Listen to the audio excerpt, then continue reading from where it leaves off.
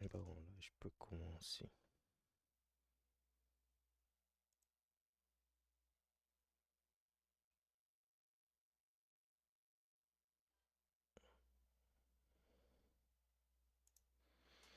Bon, là, j'ai déjà fini. Je vais juste faire un truc. C'était juste ça.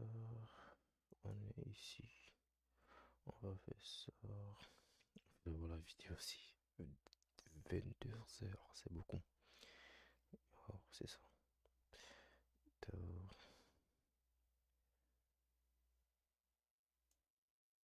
On va juste continuer comme ça. Je ferme ça, j'ai plus besoin de ça. Maintenant, je viens ici. Nous sommes ici.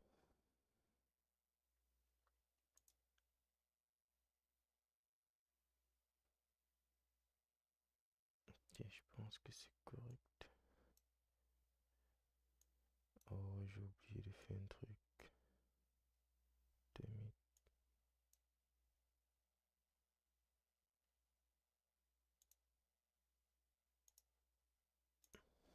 Et j'ai pas créé de dépôt pour ça. Voilà, c'est vrai. J'ai complètement oublié.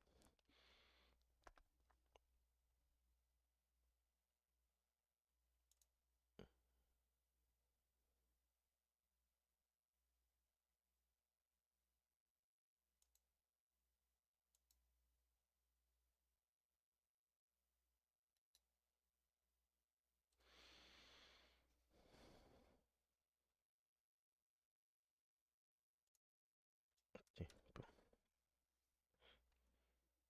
Je vais une fois profiter parce que j'ai pas créé.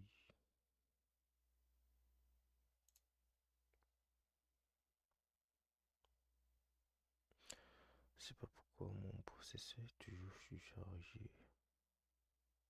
Et je suis descendu à 30 fps. Donc, je pense que c'est mieux.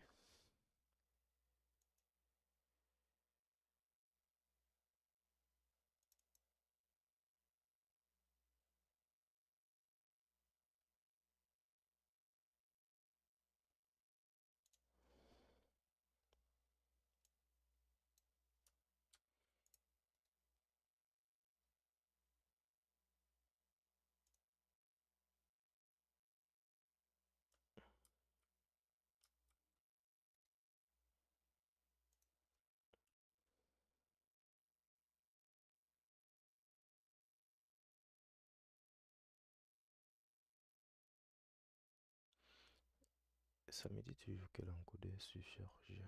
Bon, je pense qu'après ça, je vais regarder un peu les paramètres pour...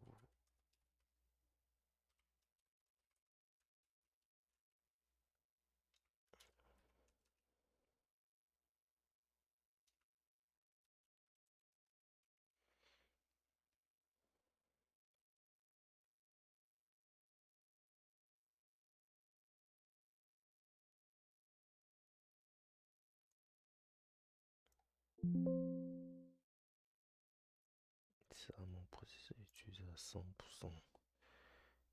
Je sais pas trop qu'est-ce qui utilise le processeur.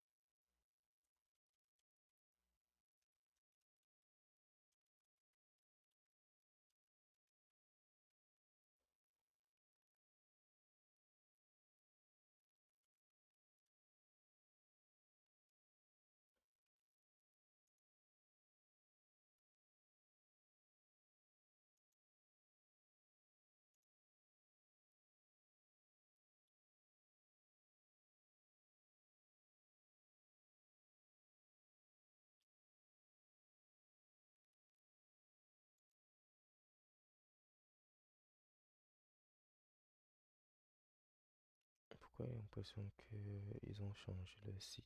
Bien, c'est moi qui vois mal. Attends un peu, j'actualise. C'est juste bizarre.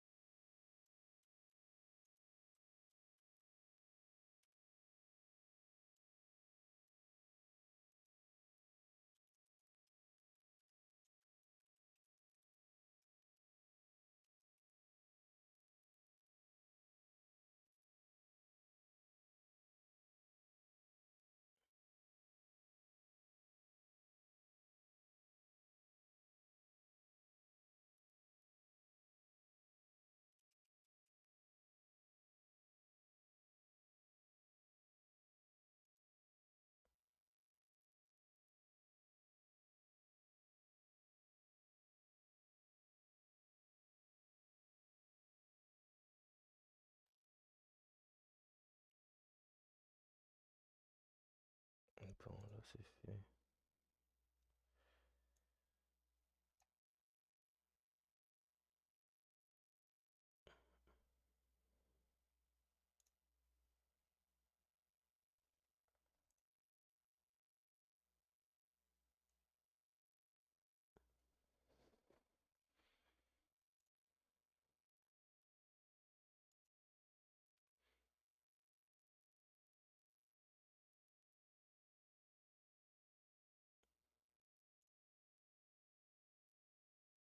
Properly, make sure to check the first comment below the video for a list of solutions.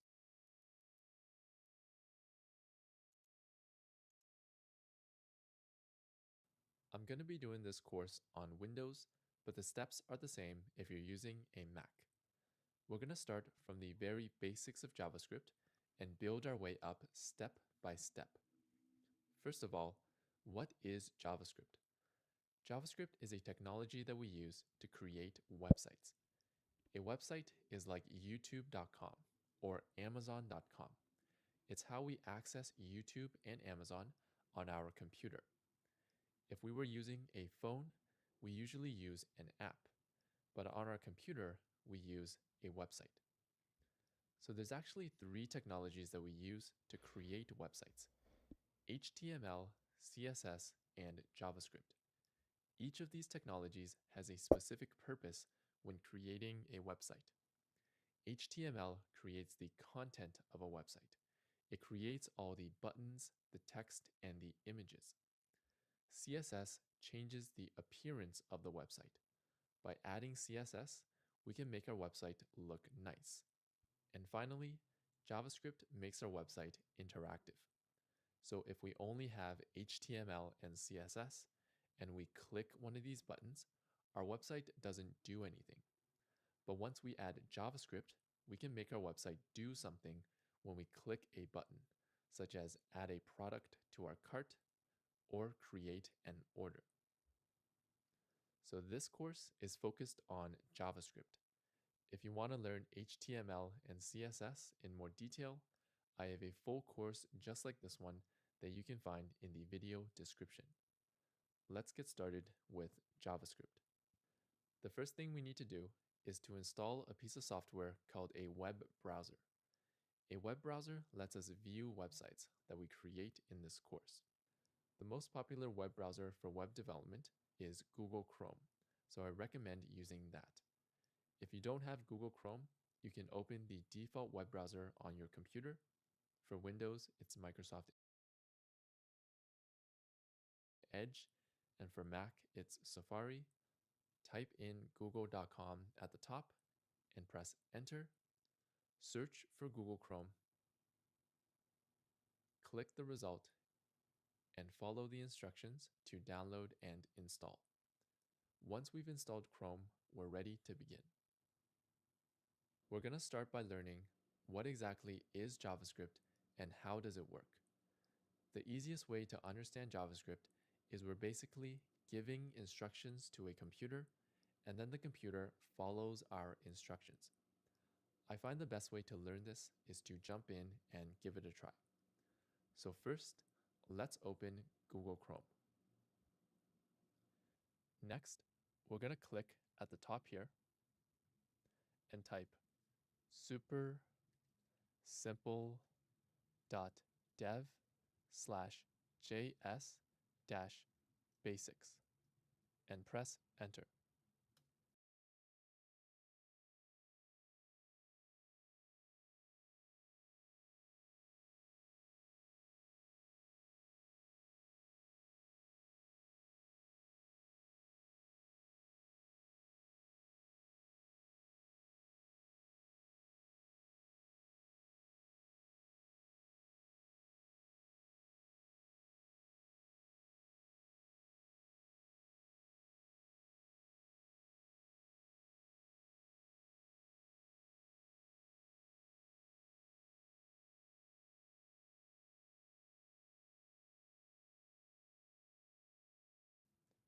And now we'll learn how to give our computer some instructions to follow. To do that, we're going to go to a blank area of the web page. We're going to right-click, click Inspect, and then click the Console tab. Now, if your console doesn't show up at the bottom like this, you can click these three dots here, and then select this icon. Okay, so inside the console, we can give some instructions for our computer. Let's learn our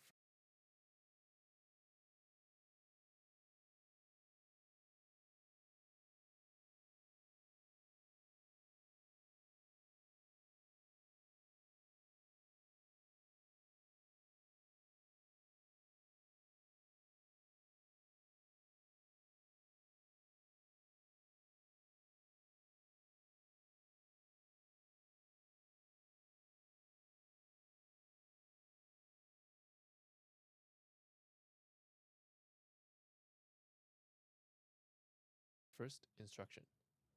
We're going to type here, and we're going to type alert, open bracket, single quote, hello, single quote, close bracket, and semicolon. Make sure to type this out exactly as I have it here. In JavaScript, if you don't type things out correctly, it won't work. So this is an instruction to create a pop-up with the text hello inside. To get the computer to follow our instruction, we can just press enter. And as you can see, the computer does exactly what we tell it to do. It creates a pop-up with the text hello inside. Now let's press OK. And let's give another instruction to the computer. So we're going to type here again, and we're going to type alert again, open bracket, single quote, but this time we're going to type a different message in the pop-up. Good job, and single quote, close bracket, and semicolon. So this is an instruction to create a pop-up again, but this time with the text good job inside the pop-up. If we press enter, the computer does exactly what we tell it to do, and it creates a pop-up with the text good job inside. And that's basically the main idea behind JavaScript. We're giving instructions to a computer, and then the computer follows our instructions. So note that we can open and use this console on any website. We're just using supersimple.dev as an example. Let's press OK. And we're going to learn some terminology or naming. The instructions we give to our computer, these instructions are called code. When we press enter and the computer follows our instructions, this is called running the code. Now, there are many different languages we can use to write code, called programming languages. It's similar to how we have many human languages that we can use to communicate. Some examples of programming languages are JavaScript, Python, and Java. So here, we're writing our code using the JavaScript programming language. So we call this JavaScript code. Now that we understand the basic terminology, let's look at some more examples of what we can do with JavaScript code. Another thing we can do is math. Let's go back to the console and type here, and we're going to type 2 plus 2. So this is an instruction or code that tells the computer to do some math, to calculate 2 plus 2.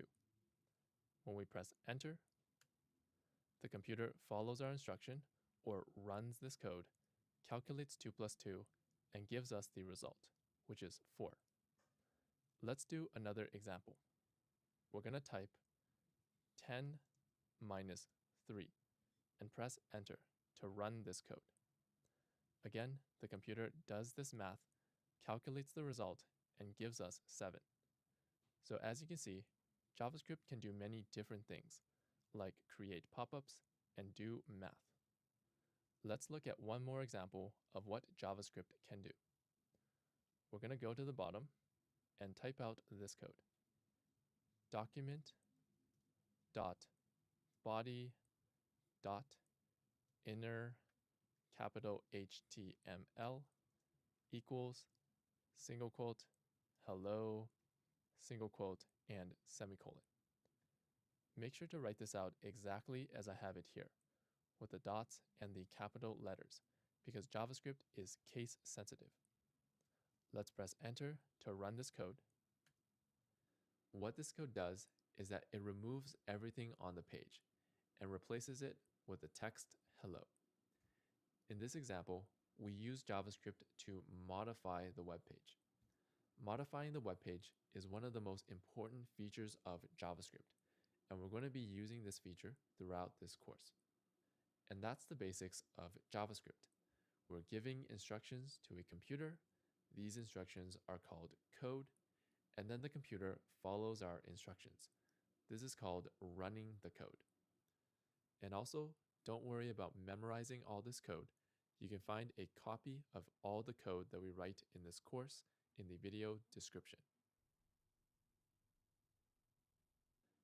Now that we understand the basics of JavaScript, let's learn more about the JavaScript language itself. If we take a look at this code, alert and hello, you might be wondering what the brackets and the quote mean. All of these characters have a special meaning in the language. This is something called syntax. Syntax are the rules that we have to follow when using a programming language like JavaScript. This is sort of like in English, we also have rules that we follow called grammar. The difference is that in English, we don't have to follow the rules of grammar perfectly. People can still understand us. But in programming, we have to follow the rules of syntax exactly. Otherwise, the computer won't understand our code.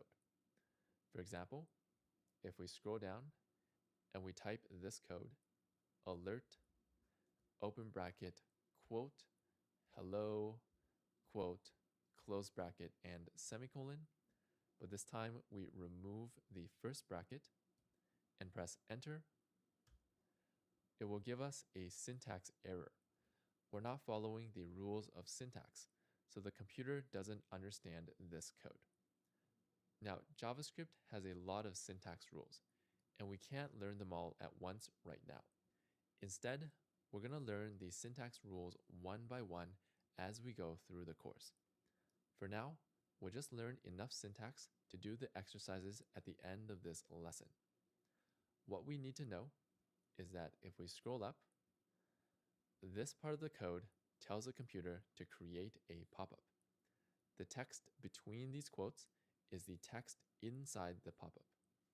If we change this text, we can change the text inside the pop-up. Same thing for this code down here. If we change the text between the quotes, it will change the text that appears on the page. And that's all we need to know about JavaScript syntax for now. We'll learn exactly what the other characters like the brackets, quotes, and semicolon mean later on in this course. So in this lesson, we learned that JavaScript is basically giving instructions to a computer. We wrote our first few lines of JavaScript code. We learned how to run our code using the console in our web browser. And we learned about syntax, which are the rules that we have to follow when writing our code. Thanks for watching this course so far. If you want to support this channel, you can check out the premium version of my courses just like this one, where you can get a certificate of completion and a better learning platform. If you're interested in extra videos from me, more in-depth videos, and behind-the-scenes content, you can check out these links here. You can also support the channel by liking the video, subscribing, and sharing this video with others. Thanks again, and let's continue with the course. Here are some exercises you can try on your own to practice what we learned in this lesson. You can find these solutions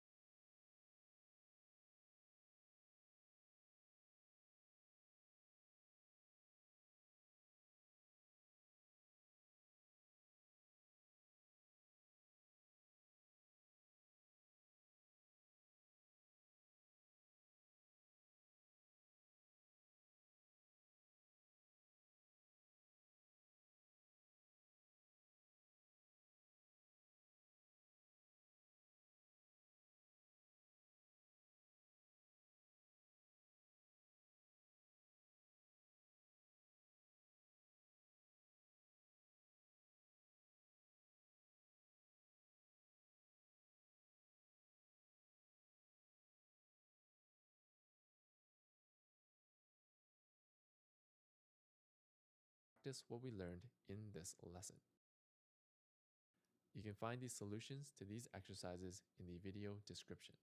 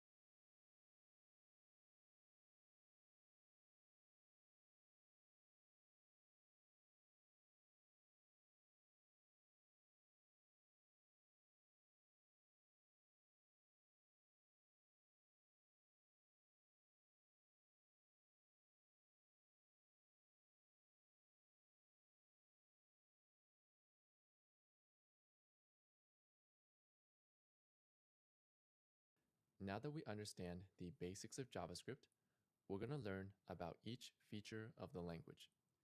In this lesson, we're going to focus on numbers and math. First, we can close the console for now. So I've actually prepared a project that we can use for this lesson.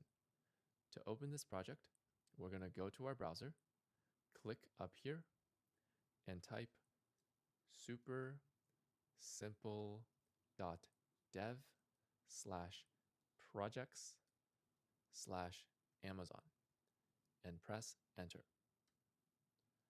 So this is actually the final project we're going to create in this course. This is an e-commerce website similar to Amazon where we can add products to our cart and then view our cart by clicking the top right. And on this page, we can see the products in our cart, modify our cart, and create an order.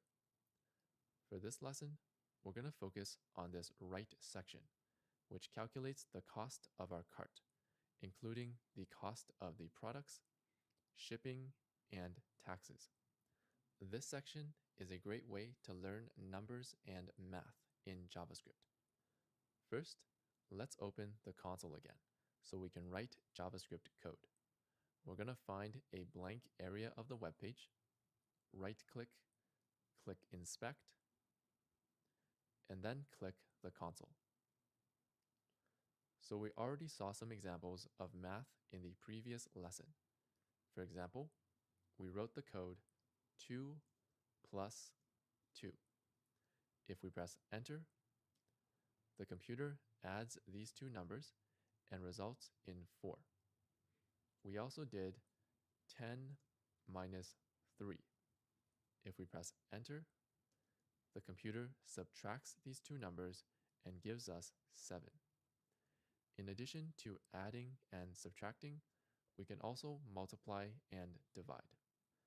To multiply, we're going to type 10 star 3 and press enter. So star is the character for multiplying. To divide, we're going to type 10/2 and press enter. So / is the character for dividing. Now let's learn the syntax rules for numbers and math. The syntax for math is pretty straightforward in JavaScript. We just write it out like normal math. We can also do math with more than 2 numbers. For example, we can add 2 plus 2 and then plus another 2. If we press enter, the computer will add these 3 numbers together and result in 6. And finally, JavaScript can handle decimal numbers like 2.2 plus 2.2. If we press enter, it will calculate these decimal numbers and result in 4.4. Now let's do some practical examples. We're going to calculate the numbers here in our final project. But first, let's set up our cart so we have the same products in our cart. So make sure in your cart you have 2 socks with free shipping and you have 1 basketball with $4.99 of shipping and nothing else in your cart. If you need to, you can modify your cart by clicking update or delete, or by going to the home page by clicking in the top left and adding any products that you're missing. Once you have the same products as me in your cart and you have the same numbers on the right, we're ready to begin. Let's start by calculating this number up here. This is the cost of the products before shipping and taxes. To calculate this number using JavaScript, we're just going to add the cost of the products. So in our console, we're going to add the cost of the socks, which is $10.90. We have 2 of them, so we're going to multiply this by 2, and then we're going to add the cost of the basketball. So plus $20.95. If we press enter, the computer will do this math calculation and give us this number.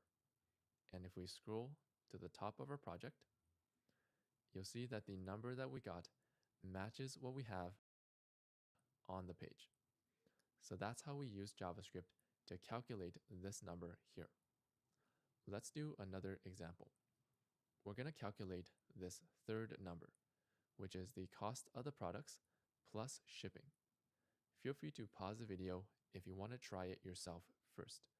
Otherwise, we'll do it together.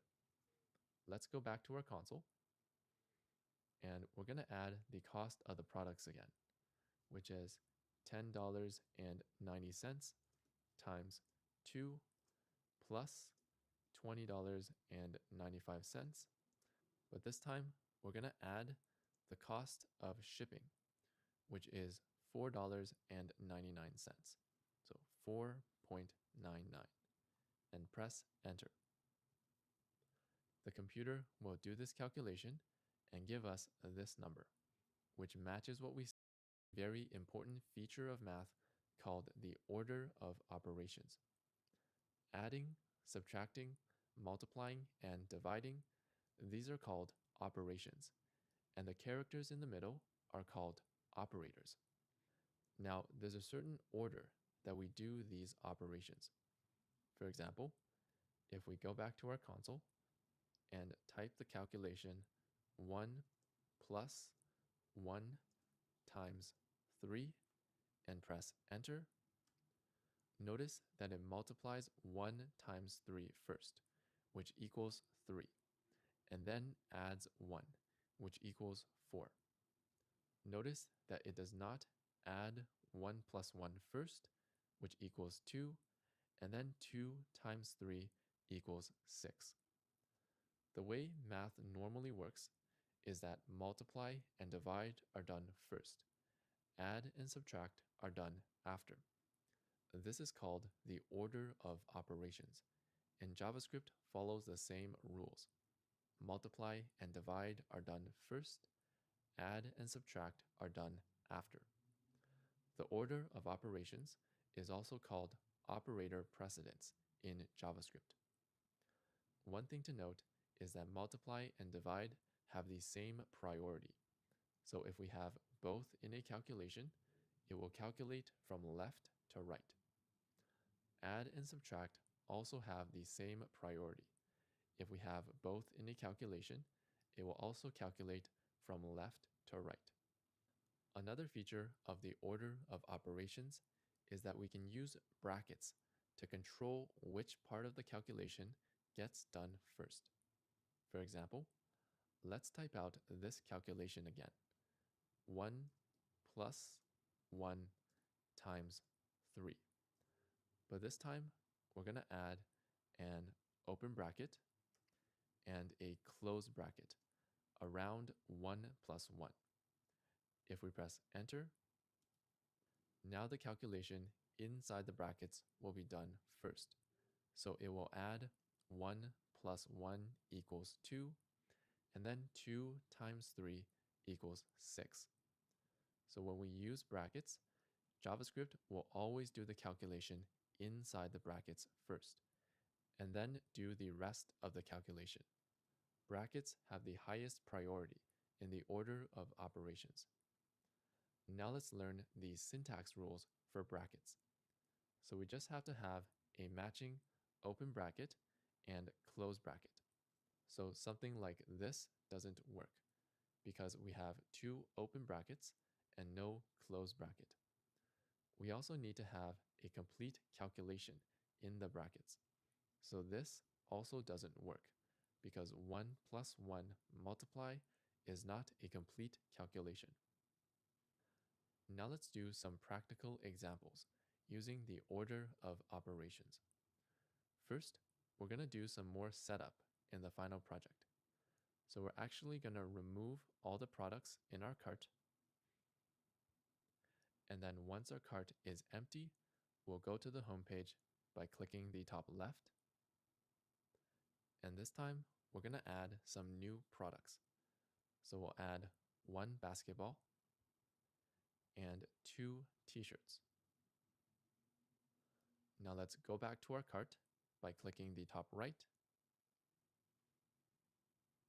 We'll scroll down and we're going to calculate the numbers in this section again. Let's calculate this number at the top, which is the cost of the products. We'll go back to our console and add the cost of the basketball, which is $20.95, plus the cost of the t-shirts, which is $7.99. And we have two of them. So we'll multiply this by 2. If we press enter, this will give us the number that we see in the final project here. Notice that in this calculation, we're taking advantage of the order of operations. Even though multiply is written last, we still multiply these two numbers first. So we calculate the cost of 2 t-shirts first, and then we add the cost of the basketball after. Okay, now let's try something a little more difficult. We're going to learn how to calculate this 10% tax here. So how do we calculate 10% of something? Unfortunately, we can't just multiply by 10% in JavaScript. Instead, we have to calculate the percent manually. So how do we do that? 1% is actually equal to 1 divided by 100. That's what percent means. So 10% is equal to 10 divided by 100, which equals 0.1. So to calculate 10% manually, we just multiply this number by 0.1. So we'll type 36.93 multiplied by 10%, or 0.1. If we press enter, it will give us a number that is close to what we have in the final project. It's the same amount of money, but our number is more accurate than we need. So later in this lesson, we'll learn how to round this number down to exactly what we have on the web page. For now, let's do some more practice with the order of operations. Let's calculate the tax again, except instead of using the final number, 36.93, let's calculate this number individually, like here. So at the bottom, we're going to add the cost of the basketball, 20.95, plus the cost of the t-shirts, 7.99 times 2, and then multiply this by the tax percent, times 0.1, and press enter. Unfortunately, this number doesn't match what we got up here. And that's because if we look at this calculation, according to the order of operations, multiply is done first. So it will multiply these three numbers first, and then add 20.95 after.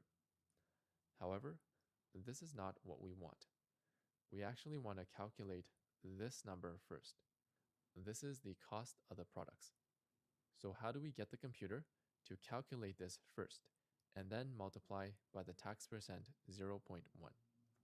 To do this, we can use brackets to control which part of the calculation gets done first. So let's create this calculation again.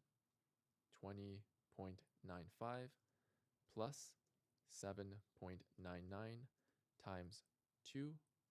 But this time, we're going to add brackets around this part of the calculation to make sure that this gets calculated first. And then at the end, we'll multiply it by the tax percent 0.1. And now if we press enter, we will get the same number that we had before. So that's how we use math and the order of operations to calculate the numbers in this section of the final project. So don't worry, you don't have to be good at math to learn JavaScript. This is just to show you how math works in JavaScript. In the rest of this lesson, we're going to learn some more details about numbers and math. The first detail we're going to learn is a weird behavior of math in JavaScript. First, we'll need to learn some terminology. In programming, whole numbers like 2, 3, and 4 are called integers. Decimal numbers like 2.2 and 2.5 are called floating point numbers, or floats. And unfortunately, computers have a problem working with floats. For example, if we go back to our console and type the calculation 0.1 plus 0.2 and press enter, it will give us this weird number here that's close to 0.3 but a little bit inaccurate. So this problem is not specific to JavaScript. Many programming languages also have this problem. The reason this happens is because of how computers store numbers. I'll give a simplified explanation. Computers can only store zeros and ones, while humans can count from 0 to 9. So there's sort of a mismatch between our number systems.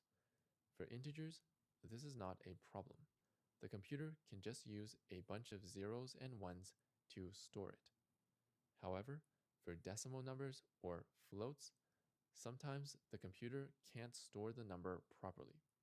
For example, here's how the computer tries to store 0.2 using only zeros and ones. At the top is what the computer stores. At the bottom is what this is equal to in human numbers. We can see that the computer gets closer and closer to 0.2, but never actually reaches it. And this is why we get these inaccuracies when calculating with floats, because computers can't store some floats properly. Note that this doesn't happen with all floats. For example, computers can store 0.25 without any problems. So these inaccuracies only happen with some floats, but not all of them. However, when calculating money, we definitely want to avoid any inaccuracies. So let's learn how to do that. First, we're going to set up our cart again.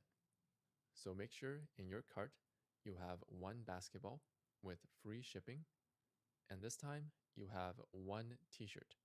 So we're going to click Update, change this to 1, and click Save. And this t-shirt also has free shipping.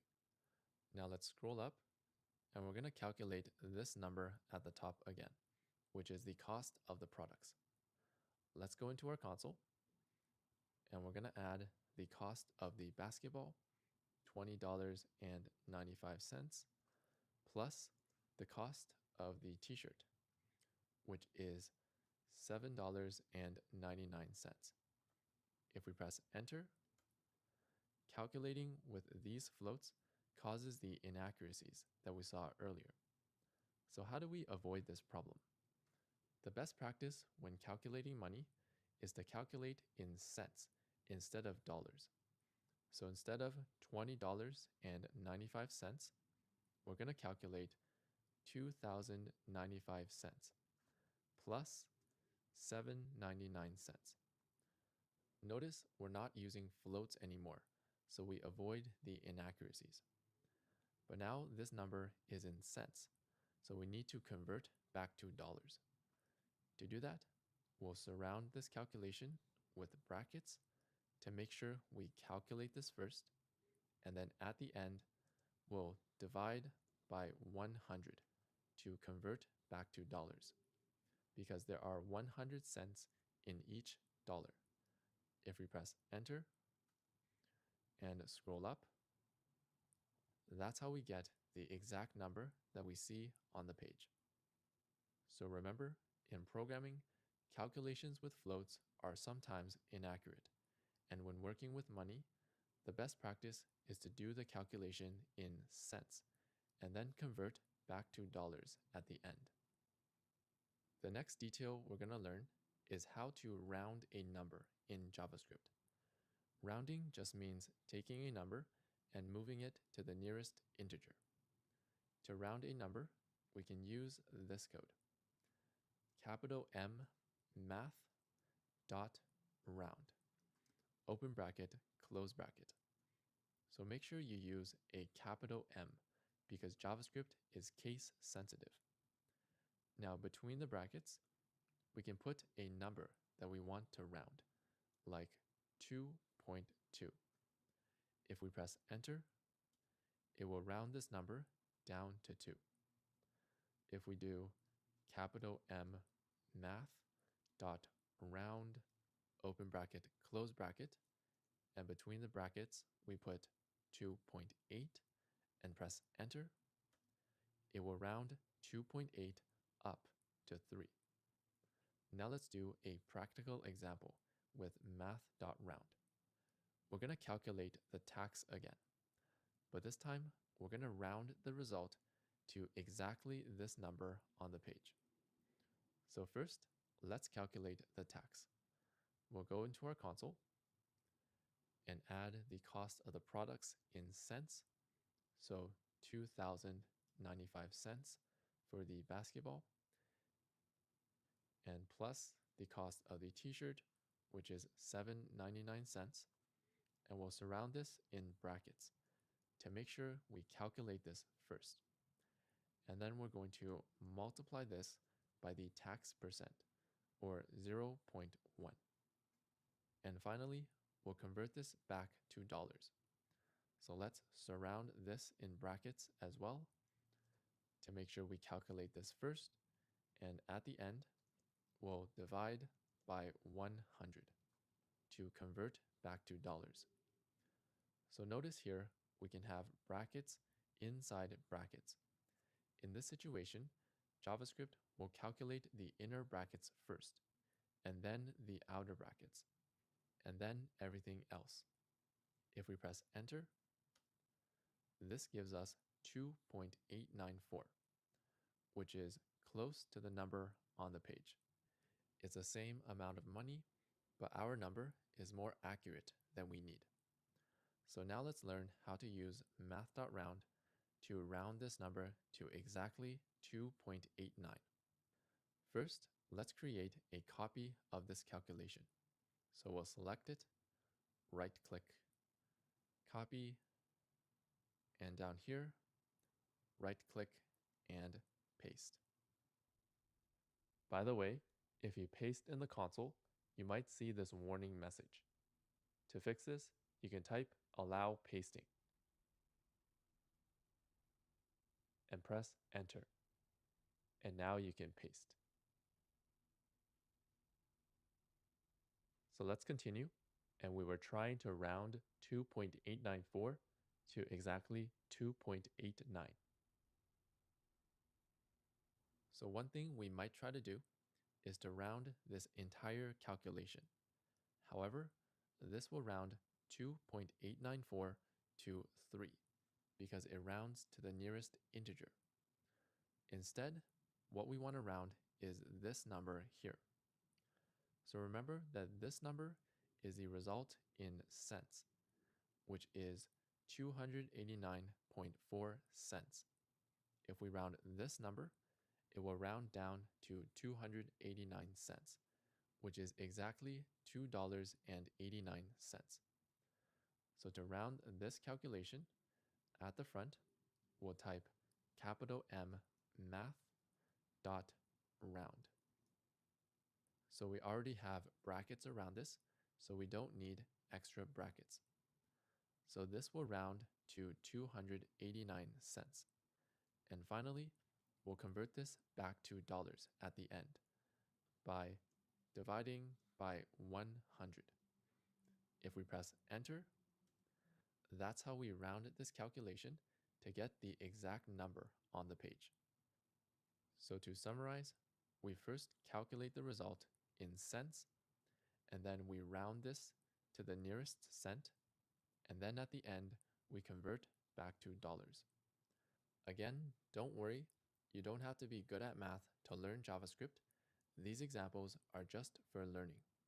Almost all the math we do in JavaScript is more simple than this. I'll give you some exercises at the end of this lesson to help you get more practice. The last thing we're going to learn in this lesson is how to use Google when you're learning to code. So far, I've been giving you different pieces of code, like alert and math.round. You might be wondering, where do I find this code? These pieces of code are features of JavaScript, and I find this code by searching on Google. So we're going to learn how to use Google to learn new features of JavaScript on our own. Let's go to our browser and create a new tab at the top. And we'll click here and type google.com and press enter. And we'll search in Google. So the trick to searching in Google is to search for what we are trying to do. For example, if we want to round a number, we would search for JavaScript how to round a number. If we press enter, sometimes you might get the code right away in the first result, and sometimes you might have to go into the other results to find the code that you need. In my example, I see the code math.round in the first result, so I can click into this result, read about what this code does, and also see some examples of how to use it. One thing to keep in mind is that when you're searching in Google, you might not understand all the code that you get in your results. For example, here, there's a lot of code that we haven't learned yet. And actually, that's okay. We just need to look for the pieces of code that look familiar to us, like this part of the code. We can then use this part of the code in our own code. We don't have to understand every bit of code that we get from Google. And don't worry, as we move through this course, we will understand more and more of this code that we get from Google results. These days, we also have some artificial intelligence, or AI tools, that can help us search for code. I'll provide links to some of these tools in the video description. By the way, to find the links mentioned in each lesson, you can click here in the description.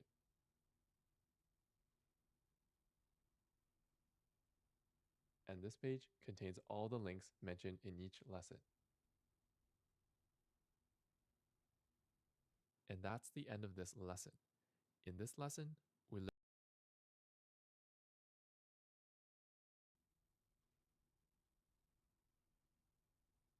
and this page contains all the links mentioned in each lesson.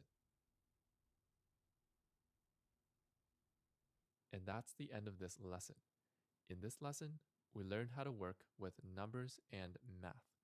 We learned the order of operations and brackets. We calculated the numbers in the final Amazon project.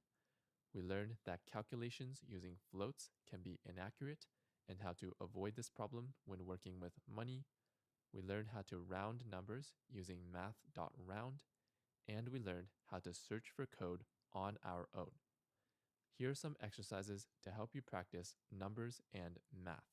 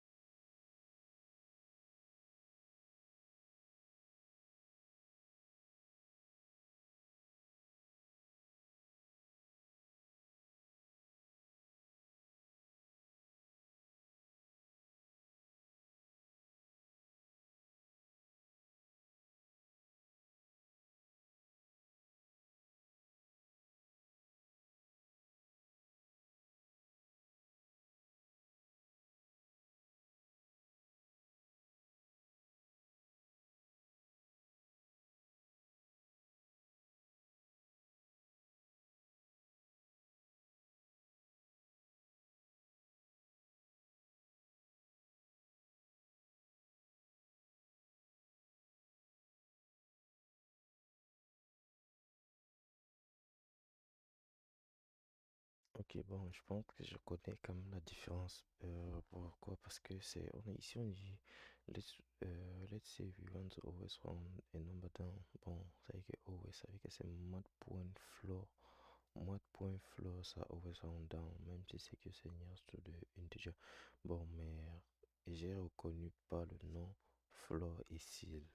Bon, seal, je prends ça comme ceiling, c'est-à-dire le plafond. Floor, c'est le sol. Donc, floor, ça serait tout down, qui est le sol. Et seal, qui est le ceiling, qui est le plafond, ça serait toujours up. Donc, c'est ça que je prends. C'est pas là que je prends la différence. Donc, c'est juste ça. Parce qu'ils sont dit, let's always round a number up. Always round a number up, ça serait mod.seal. Parce que up, c'est en haut, qui est seal, qui est le plafond. Et number down qui est floor, qui est le sol. Donc c'est ça qui est en bas. Donc ça serait 2. Si c'est mod.floor, ça serait 2. Et si c'est mod.up, et tu mets mod.seal, qui est le plafond qui serait en haut. Donc ça serait 3. C'est-à-dire qu'ici, même si j'ai 2,9, ça serait toujours 2. 2,5, ça serait toujours bon, 2,5, ça serait toujours 2, oui. Mais si j'ai déjà 2,1 à 2,9, ça serait toujours en haut. Parce que dans le nombre 2,5, ça part de nearest qui est 2, qui est 3. Et 2,2, ça part de nearest qui est 2. Mais avec mat.cil, ça va partir à 3. Donc, c'est un peu ça.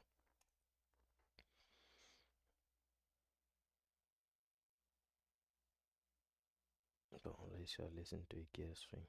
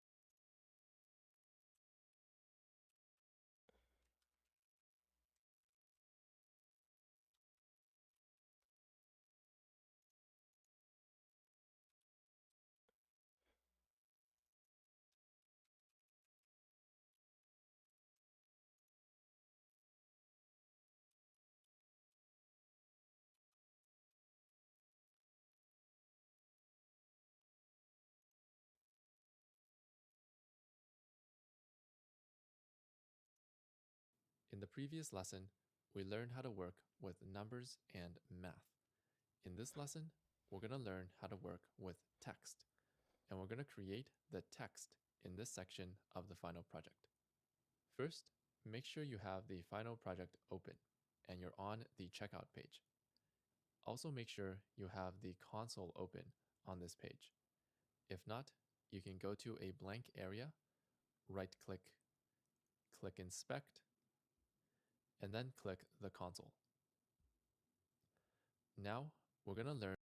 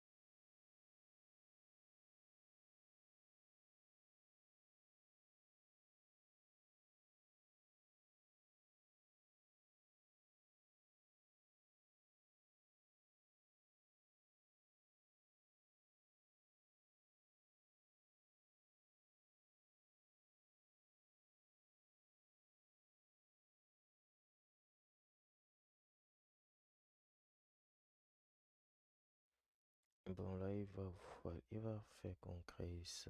Donc, c'est un peu ça.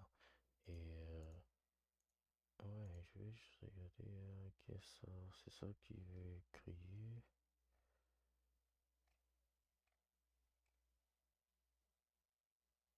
On va juste return to author. Check package. Favoring shape. Et author. Check package. Ok.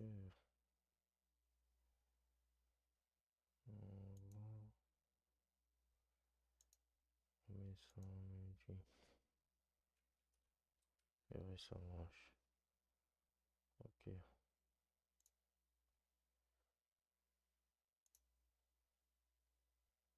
Bon, il va faire un truc comme ça. Ouais. Là, je vais juste finir ça comme ça.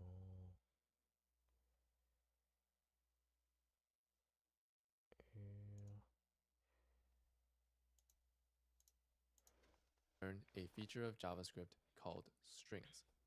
A string represents text. Let's go to our console and create our first string. We're going to type single quote, hello, and single quote, and press enter. This is a string, and it represents the text hello. And we've actually seen this code before. In the first lesson, the first piece of code that we learned was alert, open bracket, single quote, hello, single quote, close bracket, and semicolon. This code creates a pop-up on the page. If we press enter, it creates a pop-up. Now inside these brackets, we actually created a string. This string is the text that appears in the pop-up. So as you can see, a string represents text. Let's press OK. And now let's learn the syntax rules for strings. To create a string, we just write some text like hello, and then surround this text with single quotes, one at the beginning and one at the end. We can also add strings together.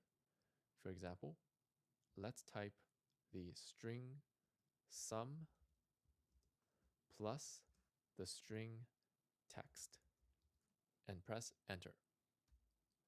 When we add two strings, it combines the strings together into a bigger string. And this makes sense. We're adding two pieces of text together. We can also add more than two strings at a time. For example, we can type the string sum plus the string more plus the string text. If we press enter, the computer will combine all three strings into one big string. By the way, this is called concatenation, when we combine strings together. Now, in the previous lesson, we learned about numbers. Numbers and strings are two different types of values in JavaScript. They represent different things. And we can actually check what type of value something is using this code. Type of, and then space, and then a value, like the number 2. If we press enter, type of will tell us that 2 is a number. If we do type of quote, hello, quote, and press enter, it will tell us that hello is a string. Now, what if we added a string and a number together? For example, let's type the string hello plus the number 3 and press enter. So when we add a string and a number, JavaScript will automatically convert this number into a string. So this gets converted into the string hello plus the string 3. And then it combines them together into the string hello 3. This feature is called type coercion or automatic type conversion. Okay, now that we understand the basics of strings, let's do some practical examples. We're going to use strings and numbers to create the text in this section of the project. First, make sure that in your cart you have one basketball with free shipping and you have one t-shirt also with free shipping and you have no other products. Let's scroll up and we'll start by creating this text in the top right. So this is the cost of the products, but this time we're going to have a dollar sign. So instead of just a number, this will be text. So one thing we can do to create this text is just type out the string directly, like quote $28.94 and quote. However, let's actually calculate this number using math. Remember, the advantage of JavaScript is that it's able to do calculations. So instead of typing out 28.94, we're just going to create the string $sign plus, and we're going to calculate this number using math.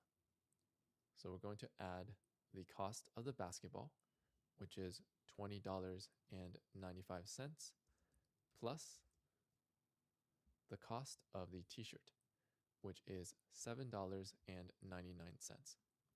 If we press enter, unfortunately, this doesn't look right. Instead of doing math and adding these two numbers together, it just sort of put the numbers one after another into the string. So why is this happening? JavaScript adds from left to right. So the first step is to add these two values. And as we learned, if we add a string and a number, JavaScript will automatically convert this number into a string. So the result of this calculation will be the string $20.95 and quote. The next step is to add 7.99. So it will add 7.99.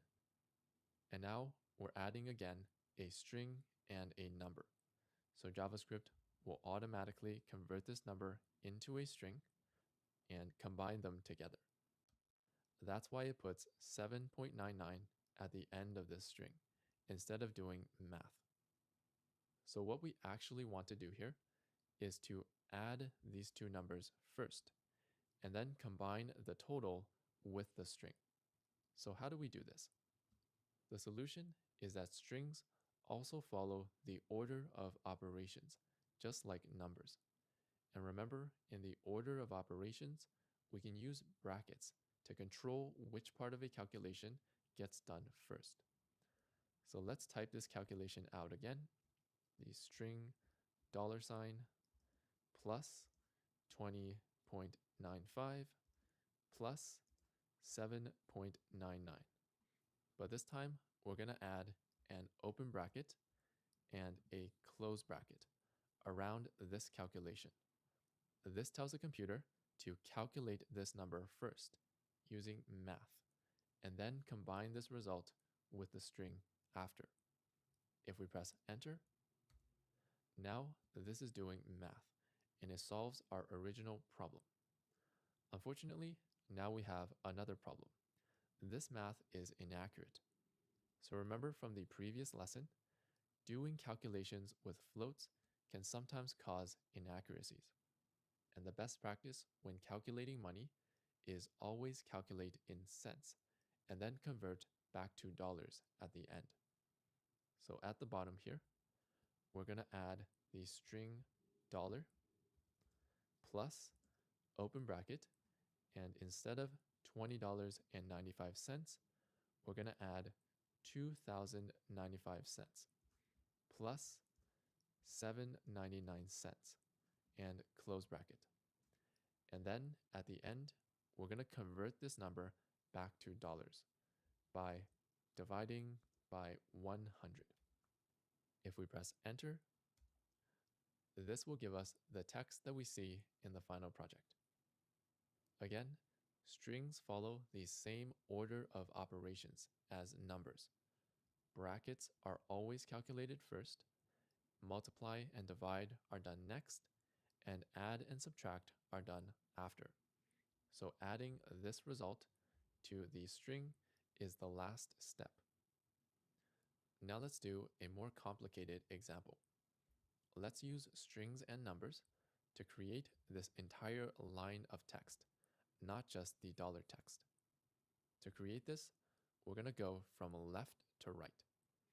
Let's go back in our console, and we're going to start with the string items, open bracket, and here we could just type 2 and close bracket, but let's actually calculate this number as well using math. So this number is the quantity, or the number of products in our cart. Let's go back to our console. We're going to end the string here, and we're going to add, and we're going to calculate the quantity. So we have 1 basketball plus 1 t-shirt. Again, we run into the same problem as before. This gets calculated first and results in a string, and then it will just combine the 1 at the end of the string instead of doing math. To solve this, we're going to use brackets again. So around the 1 plus 1, we're going to add open bracket and close bracket. This tells the computer to add the numbers first and then combine it with a string. All right, let's keep going from left to right. We're going to add the rest of the string, quote, close bracket, colon, and let's just use a space to represent the space between these two. So we'll type a space, $, and then we're going to calculate this number again and add it to the string. So we'll end the string and then plus, and we already did this calculation up here. So we can select this and then right click, copy, and here right click and paste, and press enter. By the way, if you paste in the console, you might see this warning message. To fix this, you can type allow pasting and press enter. And now you can paste. And that's how we create this first line of text using strings and numbers. We break up the string into parts, calculate the numbers, and then add the parts back together. All right, now let's take these strings that we created and do something with them. Let's create a pop-up and display this first line of text inside the pop-up. We'll go back to our console and type the code for creating a pop-up, alert, open bracket, close bracket, semicolon, and then inside the pop-up, we're going to display this string. So let's just make a copy of this code. We'll select it, right-click, copy, and between the brackets, right-click and paste. If we press enter, the computer displays a pop-up with the first line of text of the final project inside. So that's how we use strings to create the text in the final project, and once we create the strings, we can use them in other JavaScript code. In the rest of this lesson, we're going to learn more details about strings. In JavaScript, there are actually 3 ways to create a string. The first way is to use single quotes, which we already learned. For example, we can type single quote, hello, and single quote, and press enter. The second way to create a string is to use double quotes. For example, double quote, hello, and double quote, and press enter. This creates the exact same string as single quotes. So which one should we use to create a string? Single quotes or double quotes? In JavaScript, I recommend using single quotes by default. They're a little easier to read and type. There is one situation where double quotes might be useful, and that is if we have a single quote inside the string. For example, if we type the string "I'm learning JavaScript" and single quote and press enter, this doesn't work because there's a single quote inside the string, and this single quote will end the string early. To solve this, we can create the string using double quotes. For example, double quote "I'm learning JavaScript" and double quote and press enter. So now this works. Because we created the string using double quotes, the single quote no longer has a special meaning, and it will no longer end the string early. So this is a situation where double quotes might be useful. Otherwise, we use single quotes by default. Now, there's actually another solution to this problem, other than using double quotes, and that's by using an escape character. So a character is one letter, number, or symbol in a piece of text. For example, the text "hello" has 5 characters, HELLO. A character can be a letter, a number, or also a symbol. These are all considered characters. Now, in addition to these characters, we have a special set of characters we can also use in a string called escape characters. An escape character looks like this: a backslash and then another character, like single quote.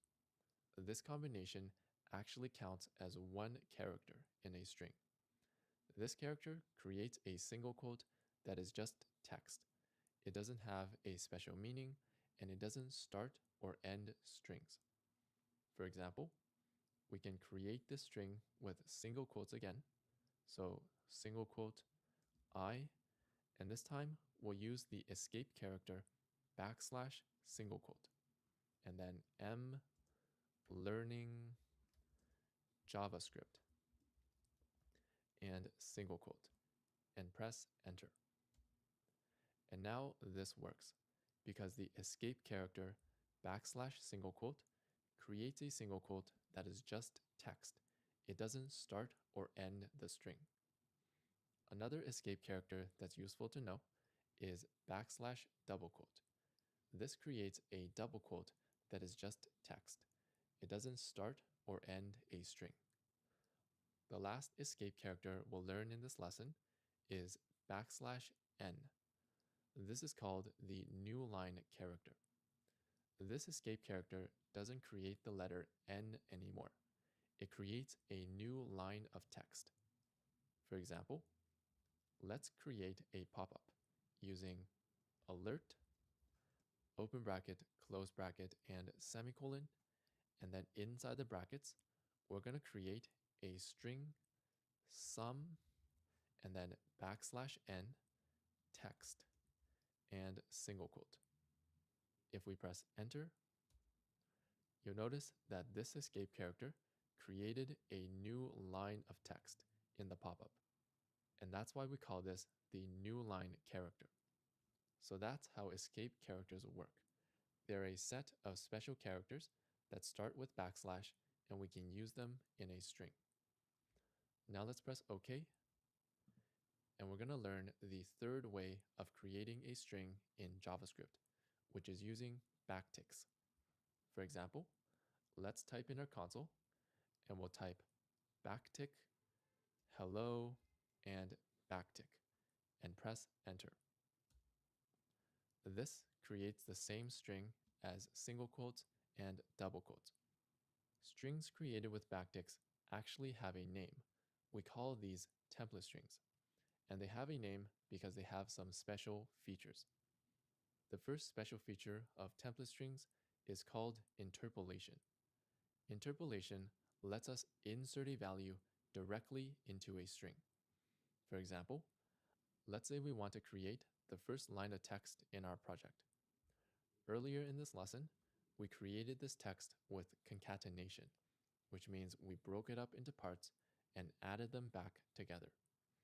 Interpolation gives us a much easier way to do this. We'll go to our console and we'll create this text using a template string because interpolation is only a feature of template strings. So we'll type backtick items, open bracket, close bracket, and backtick. And now between these brackets, we want to insert the quantity or the number of products in our cart.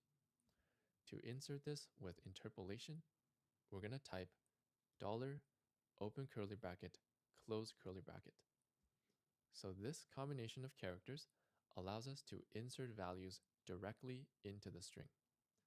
Between these curly brackets, we can calculate the quantity, which is 1 basketball plus 1 t-shirt.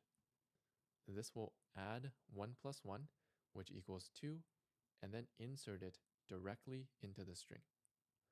Let's keep going and create the rest of this line. So we're going to type at the end a colon, space, and dollar. And now we're going to insert another value into the string, which is the cost of the products. To insert another value, we're going to type dollar, open curly bracket, close curly bracket again. And between the curly brackets, we're going to calculate the cost of the products, which is 2,095 cents plus 7.99 cents. And we'll surround this in brackets to make sure we calculate this first. And at the end, we're going to convert back to dollars by dividing by 100.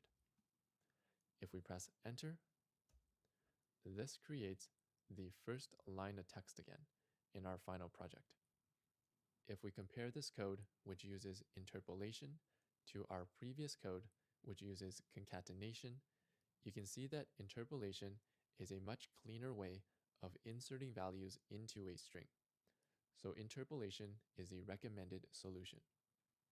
Next, template strings have another special feature called multi-line strings.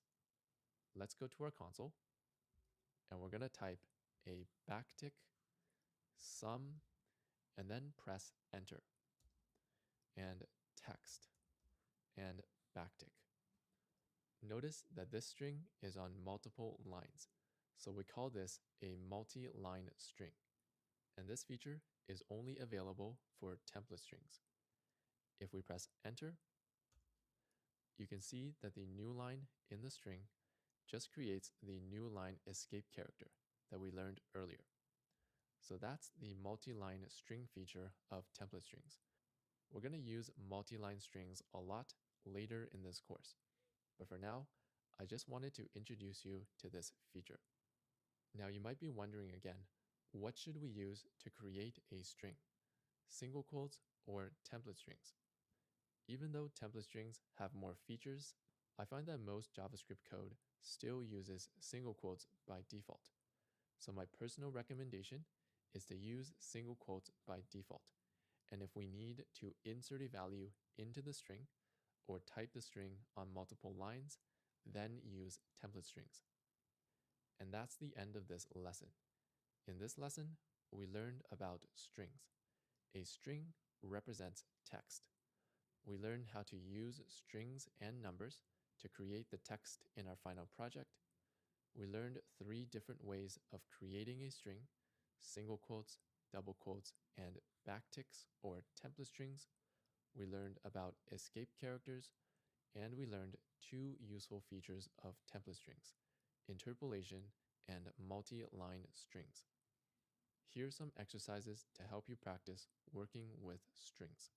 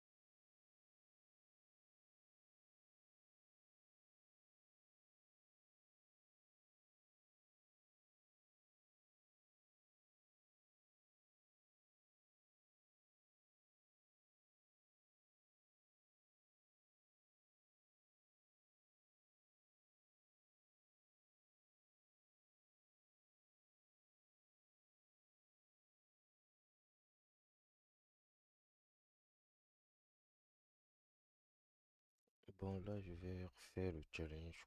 Quoi? Le challenge des 103. Bon, c'est quasiment les mêmes trucs que... On va juste essayer. Bon, on fait ici.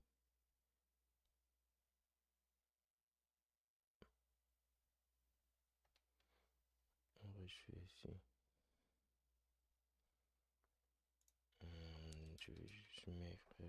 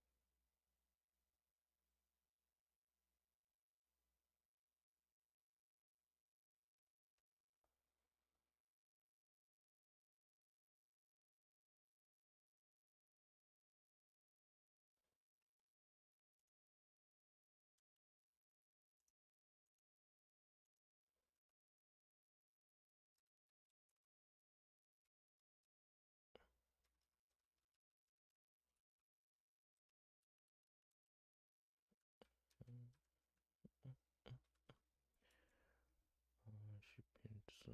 Maintenant, on fait le...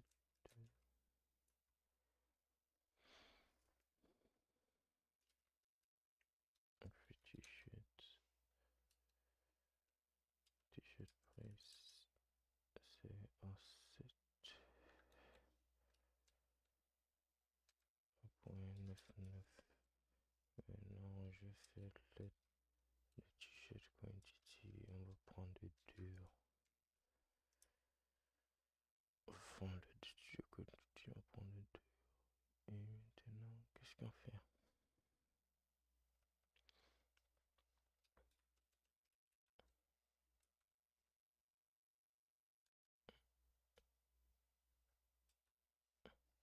Bon, ça, je vais pas laisser pour que le code soit généré automatiquement. Là, je vais prendre pour cela, je dois moi-même écrire. Using interpolation, create the first line.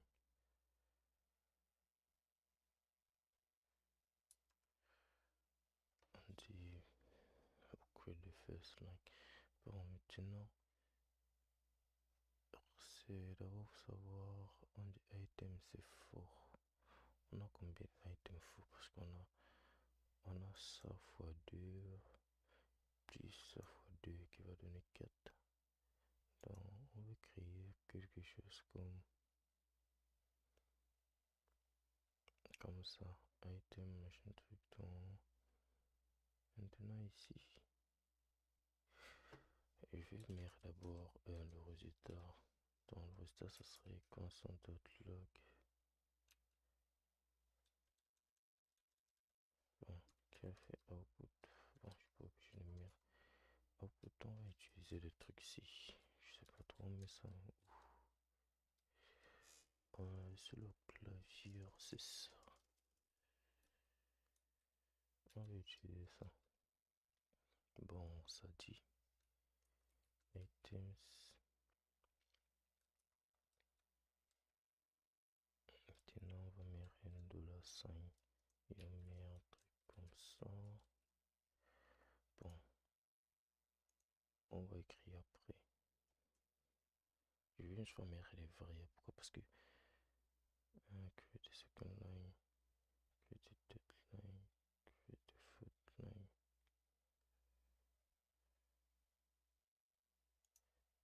Ici, je vais mettre les variables. Ça prend ça. Je mets ça comme ça. Puis, je mets l'espace. Puis, hier, le $sign, avec un $sign, on met ça. Et maintenant, ici, je vais mettre total. Là, on va mettre une variable qui serait totale. Donc, je pense qu'on finit. Maintenant, là, je finis ici.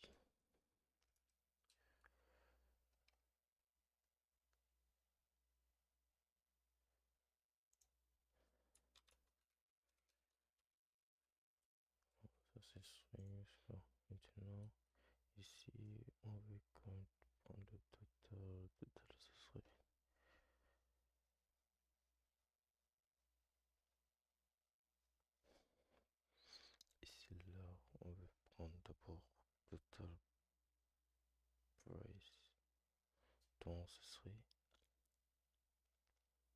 shipping handling. Shipping que ça serait ça plus ça. Oui. Maintenant, ici, on veut price, on veut pour le basket. Ça veut dire, ce serait les total.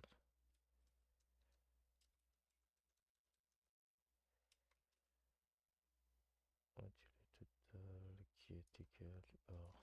Bon, on va mettre les trucs. Ça, je vais prendre ceci.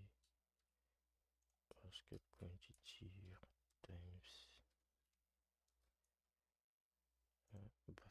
basketball price times basketball quantity.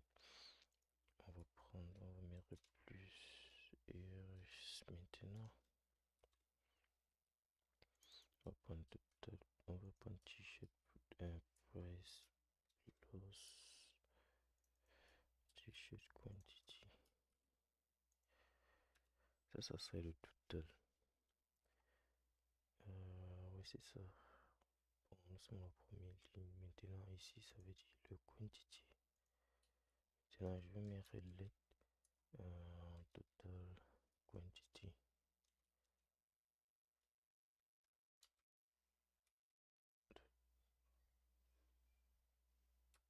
Quantity.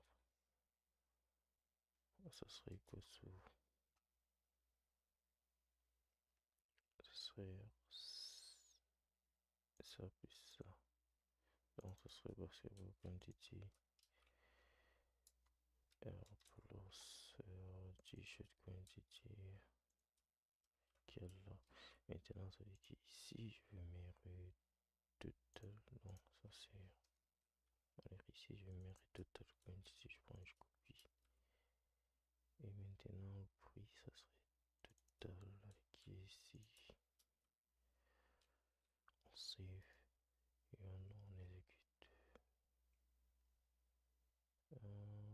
C'est ici. Open là, c'est bon. Bon, ça va ressembler à quoi?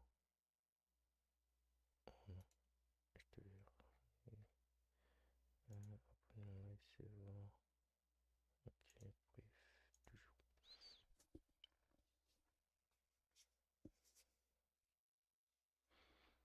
Bon, là maintenant on vérifie notre... Ok, j'ai même pas affiché le résultat. C'est ça. On va prendre le console de log des output. Bon, ça c'est le challenge. Ça c'est le challenge 1 qui est là. Maintenant on regarde le résultat. Et c'est 59. Le machin envoie ça dans la même chose. 57. J'ai pas le même prix. Je vais ici. J'ai celle-ci.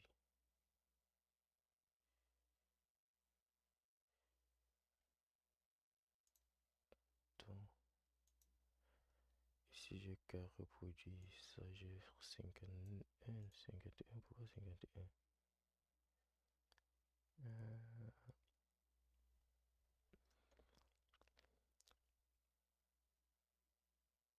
Bon, on va juste faire un test et voir. On va faire un test et voir. On veut dur ça. On veut dur. On a ajouté. On veut deux. Ça fait un truc, j'ai 4 ans, je suis à 57 et trucs. Pourquoi ça fait ça?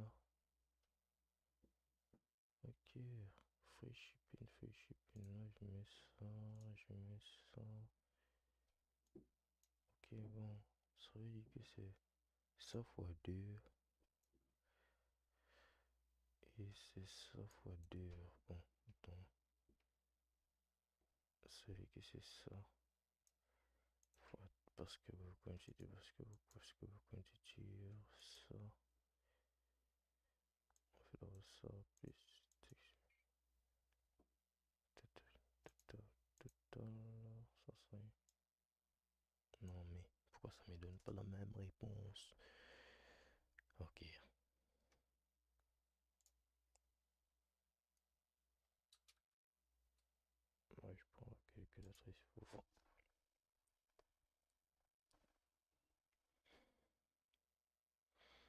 Bon, voyons voir. On est à 20,95 fois combien fois 2 qui donne ça. Bon, je vais mettre ça ici. 41,9. Bon, on va lever ça après. Et maintenant, on a 7,99 fois 2 qui donne R15. Oui. Maintenant, je fais ça plus 41,9 est égal. Non, mais qu'est-ce qui se passe avec moi? Pourtant, on était exactement ça. Attends, on barre, ça donne la réponse, ça donne 57,88. Bon, j'ai fait ça. Tish basketball price fois basketball quantity qui donne ça fois ça. Oui, maintenant t-shirt price qui est ça fois t-shirt quantity qui est 2. Mais après on ajoute, ça doit donner le total. Bon, on va faire un peu un console de log.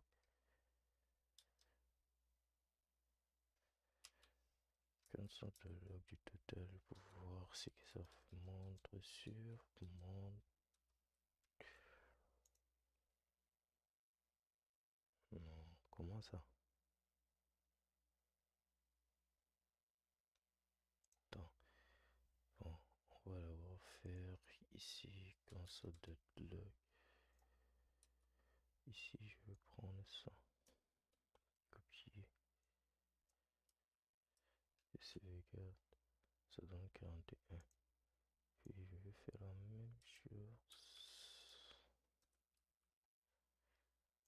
avec ça. Ok, ça, on sauvegarde, ça donne ça.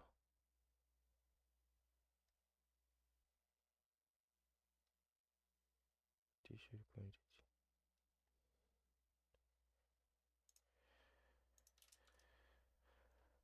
Ok, bon. Je pense. Attends, mais c'est quoi ça? Attends, mais non, ça devient plus facile. Ok, c'est moi, je suis dérangé, j'ai pas vu. C'est le plus ici. Vraiment, c'est bon. Ça, j'ai plus besoin de ça.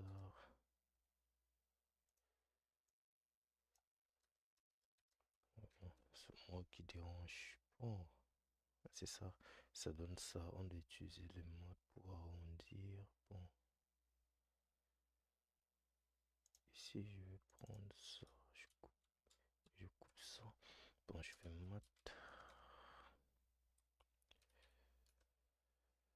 Je fais mat pour un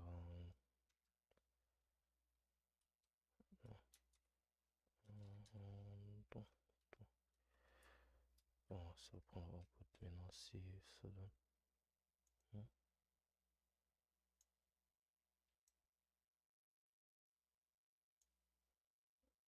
Ok, moi-même, je dérange.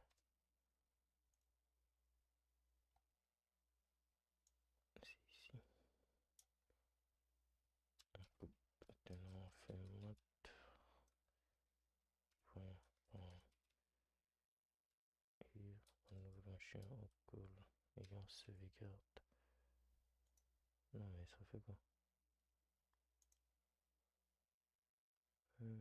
Ok, ça, j'ai pas besoin.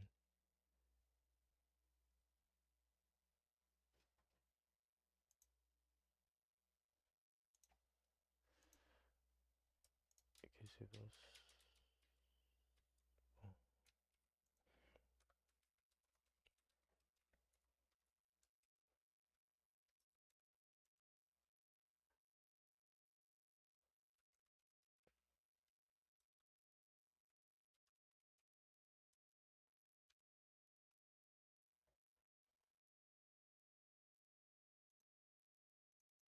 Bon, pourquoi ça me dérange? Moi, je veux.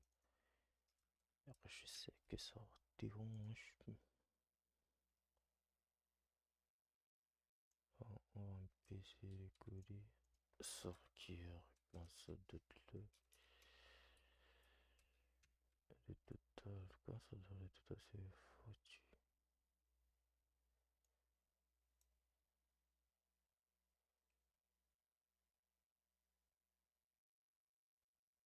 Ok, ouais, c'est moi qui dérange, j'aime trop les erreurs.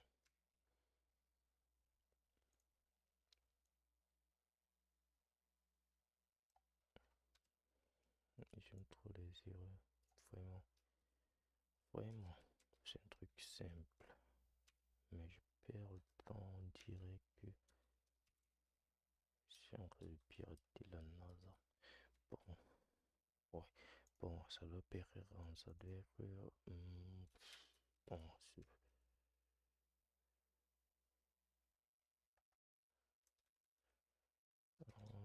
bon, on fait comment pour rendre du dernier restaurant avec, ok, mais je vais mettre ça en, je mets JavaScript, rendre, tour, décimal, décis. Bon,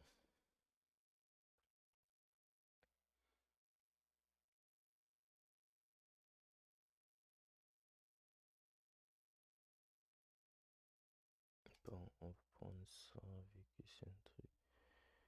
On dit rentre, on dit nomme ça.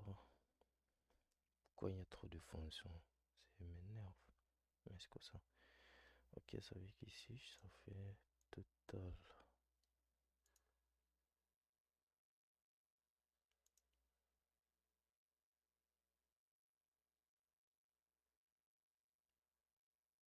Ok, je vois la fonction. Bon, il y a plusieurs approches. Pour la première approche, to fix méthode. Bon, et ça peut juste to fix méthode. C'est un string present in a number rounded to a specific number of decimal place. Bon, c'est que je prends ça, ça va prendre round to fix. Bon, mais maintenant c'est c'est ça, using mode.round. C'est ça que j'utilise. Voilà, je mets round. Et puis, on doit mettre quoi? Mode.round, on met le numéro. Et puis, c'est ça. Pourquoi c'est trop de. Bon, ça veut que c'est ton résultat sur. Voir. 100. Allez, divisé par 100. Ouais, je sais même plus où j'écris le symbole. Bon, divisé par 100. Et ça donne. On voit ce que ça donne. Ok. Hein? C'est quoi ça? Total quantity. Non, mais qu'est-ce qui s'est passé ça? Faire ça.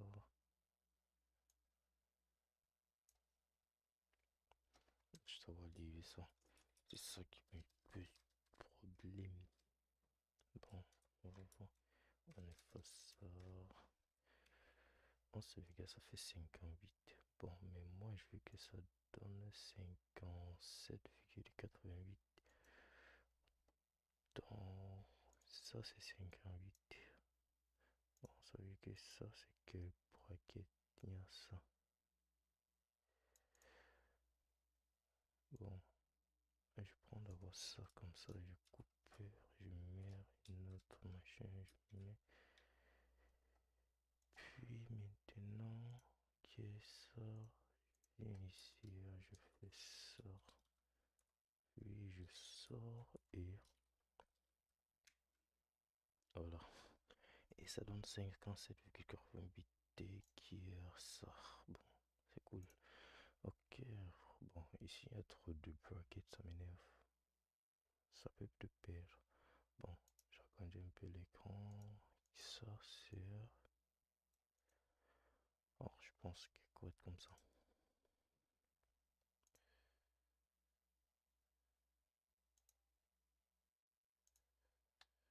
Bon, je pense qu'il faut être comme ça. Bon, méthode self. Bon, c'est ça.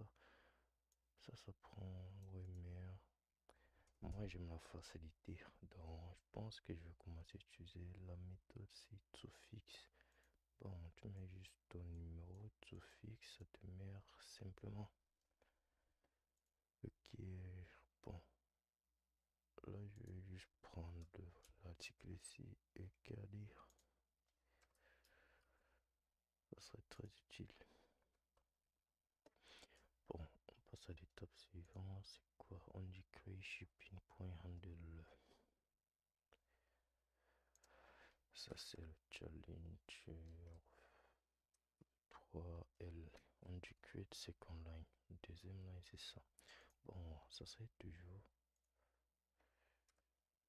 Je vais prendre quoi? Second line, c'est juste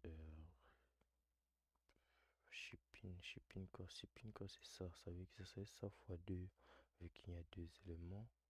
Chaque élément, donc, ouais, c'est ça, fois 2, donc je dois avoir 9,88. Ok, bon, là, ça vient là. Ici, je mets shipping.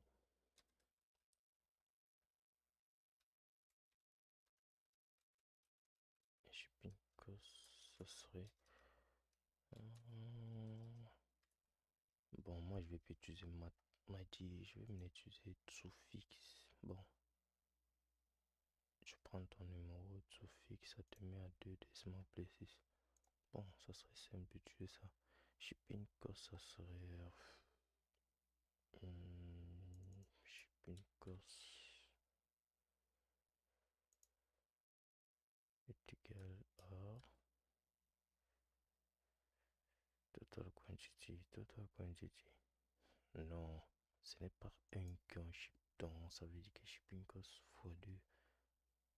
Ok, j'espère que ça va donner ça fois 2 qui donne. Ça donne combien? Ok, j'ai même pas mis. On doit représenter shipping cost comme ça. Ça veut dire que je dois m'écrire output si.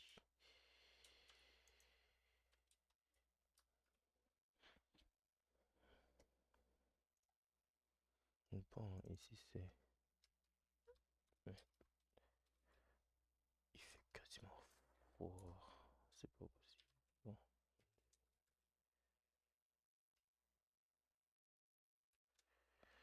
Ça, on a plus besoin de ça.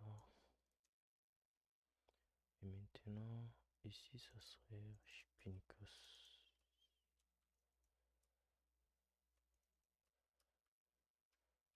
Ici, ça serait shipping cost. Et c'est ça.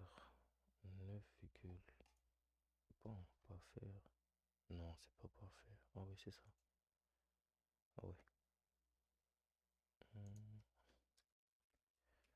Bon, la suite c'est challenge. Challenge 3 MQ de deadline total tax. Bon, total tax c'est ça.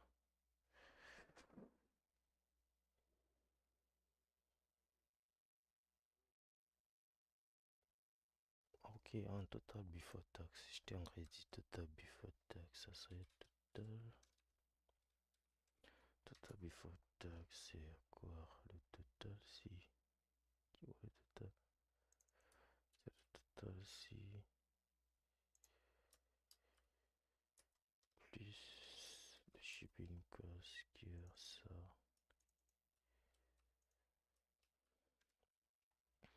Bon, on va copier, prendre le output de mer et output. Ça serait total.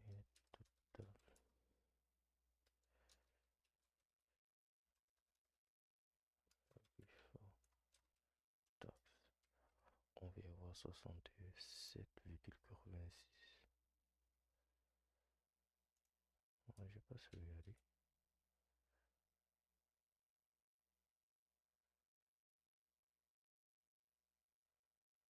Total. Ok, output. Oh. Non.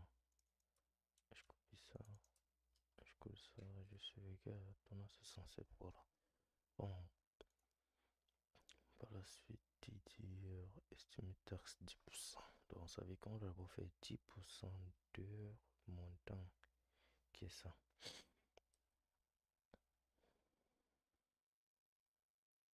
Ok, on doit faire 10% de total. Bon, challenge 1. Bon, les taxes, c'est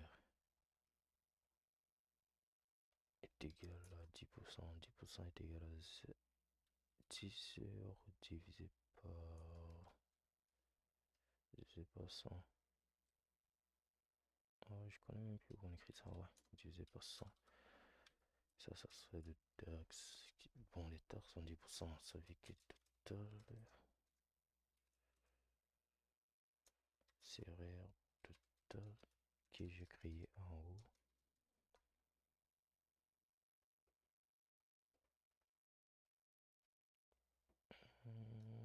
Ça serait fois taxe. Donc, ça veut dire qu'on doit avoir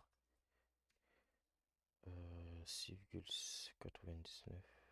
6,79, pardon. Bon, ça veut dire que je copie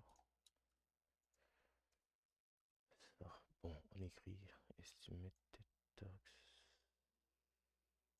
Bon, estimate tax. On prend 10%. Qui sort total, ça fait ça. Qui bon, on n'a pas rang. Ça veut dire que ça. C'est ça qui est total temps. Ça veut dire qu'ici. Je peux mettre ça dans les brackets, non? Je peux mettre ça dans les brackets. Et on a dire suffixe. Bon, je pense que c'est un nouveau truc qui une nouvelle fonction qu'ils ont mis. C'est très intéressant. Ça prend directement. Bon, oui, c'est ça. Qui est ça? Bon, le dernier. Bon, c'est vrai, ils n'ont pas mis. Change the cat back, machin.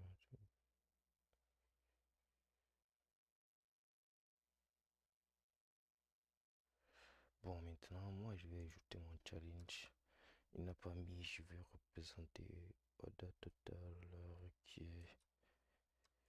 Bon, total, ça serait ça plus ça. Donc, on va prendre total plus total plus. Non, je sais même quoi. Bon, total.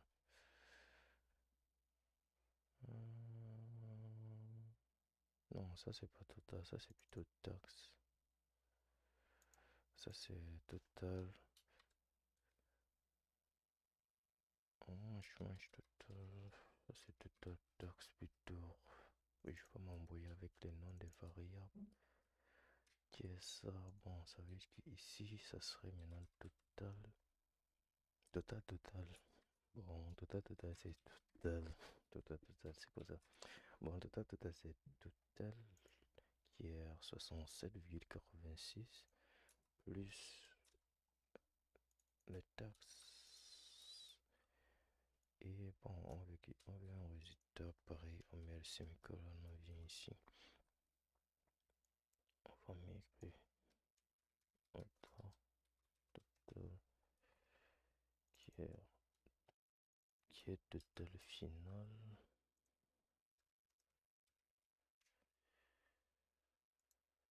Qui donne. Non, qu'est-ce que je vais faire? Total, si. C'est ça. Ok, alors ça ne donne pas rien, un truc qui bloque. Bon, ça c'est total before tax et ça plus ça. Ça traite ça comme un string. Ça traite ça comme un caractère spécial. Donc, je vais regarder qu'est-ce qui ne va pas parce que je dois avoir une bonne réponse qui est 74,65. Donc, ça veut dire que j'ai une erreur sur mon code. Bon, ici c'est total tax qui est ça. Et je pense que ça met. Oh, j'ai bien dit. Le résultat de suffixe ça met ton résultat en string. Voici ça ici, ça indique même déjà. Voilà ça. Donc c'est pour ça que ça m'a pas donné la valeur exacte. Ça considérait que total taxe c'est un string. Donc c'est ça. Bon, mais comment je peux convertir un how to convert? Bon, je regarde ça.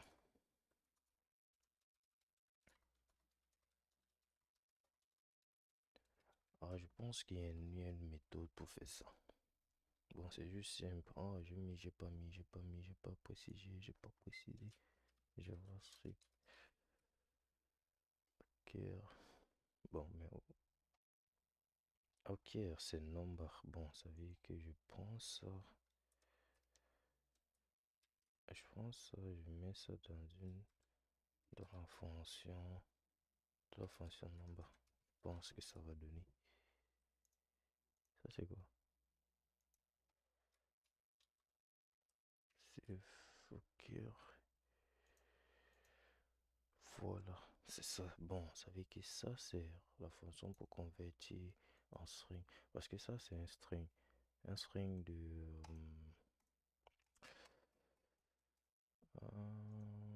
ça, c'est un caractère de... Bon, suffixe converti, ça, c'est string. And then, bon, ça, c'est number. Bon, c'est correct. Le résultat, c'était ça. Qui est exactement ce qu'il dit. Bon, on met un git. Bon, ça, c'est git committer. Ça, c'est leçon 3. Bon, je pense que j'ai fini aujourd'hui. On push tout. Git push origin min. Bon, c'est fini. On va continuer demain.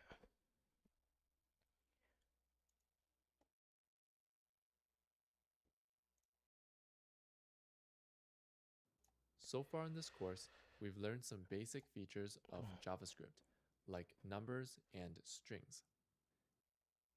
Bon, 1h22, non, mais oh, j'espère finir ça la semaine-ci. Bon, mais je pense que c'est correct. Ouais. C'est tout. Je pense que j'ai déjà gardé ça. Bon, maintenant, qu'est-ce qu'il faut faire? Ah, c'est tout. On va finir le reste à la prochaine. C'est un peu ça. Et c'est tout pour le live d'aujourd'hui.